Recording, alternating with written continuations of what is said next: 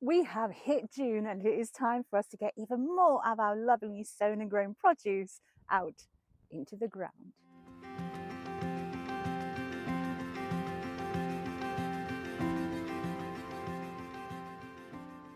For flower growers in June, it is really sort of that time where we start to see the fruition of all of our efforts, and it's a case of sort of looking after, nurturing and maybe deadheading as well. However, as veggie growers, June is really that time where we are just going to be throwing everything out in the ground.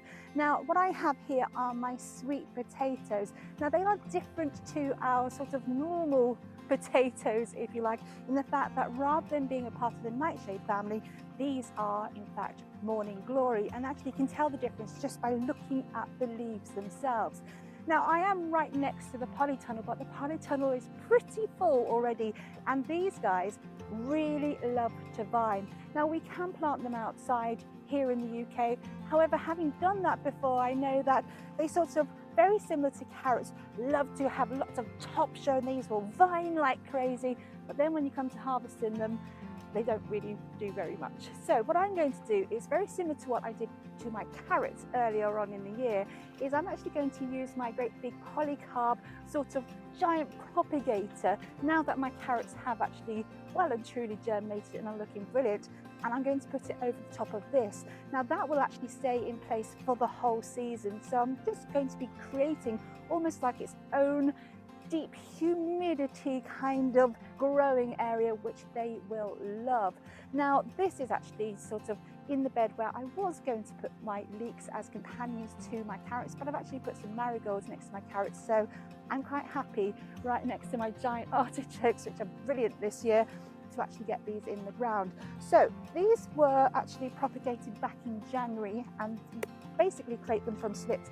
If you hadn't done that, you can actually buy them online, and I have 10 and I have sort of 3 beds here. Now what I have had to do is really replenish the soil because they're going to love a lot of feed in these. So I'm just going to tip them out, and what you can see are some really good roots on these. They are looking fabulous.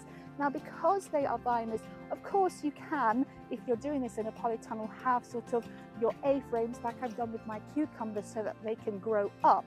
However, they will quite happily vine across the ground. They will go absolutely mad. So I have got 10 of these. I have 3 beds. So I'm just going to sort of space them out in zigzags so that there is lots of space for them to grow and vine away. Now, very similar, just like we normally do, I'm going to get our dibber. I'm actually going to go quite deep into the ground with this one. I can literally put my hand into that space, and then I'm going to put that right the way down, making sure those beautiful roots are going to be in there.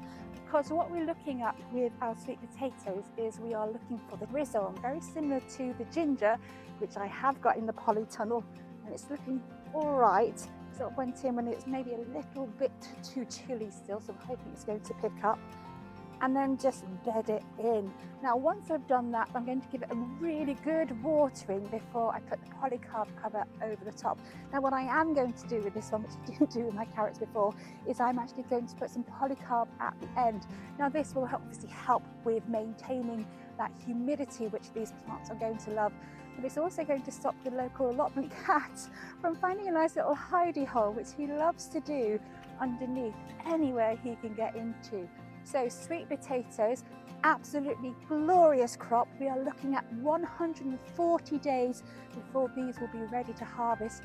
So actually that polycarb is essential because we're going to be hitting those much cooler months by the time we need to be pulling these up.